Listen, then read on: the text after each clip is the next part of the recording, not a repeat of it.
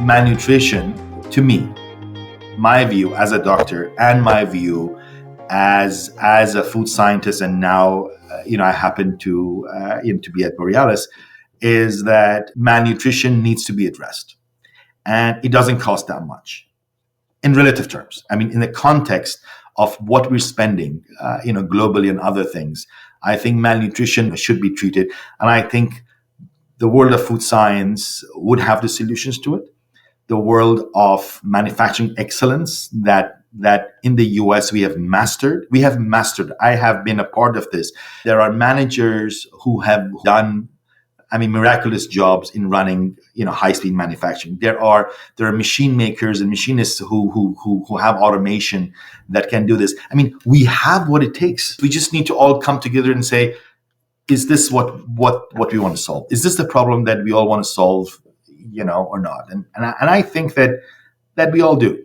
Solving a health problem through food before it becomes a healthcare problem seems wise and significantly more cost effective. Absolutely.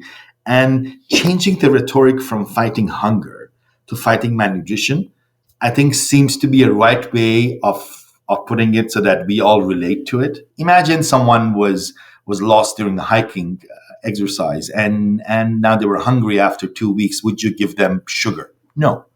You want to give them, and the doctor will first give them protein, because you don't want the surge in their insulin. You don't want all those things that would happen with the glycemic index volatility. You would give them protein, for example, right? So giving hungry people cheap food that is simple carb, give them sugar, you're not solving a problem. All you're doing is making them more hungry in about 45 minutes. So I think the way we when I go and talk to humanitarian food programs is that let's not fight hunger, let's fight malnutrition. So UN came up with this statistics of 828 million people go hungry, every night globally. So I asked the question, but how many people are malnourished globally? Not hungry, but malnourished.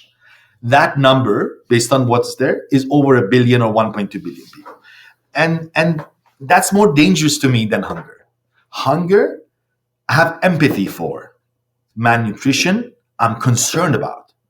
I think there are two ways of looking at this, and I would like have us starting that whole conversation.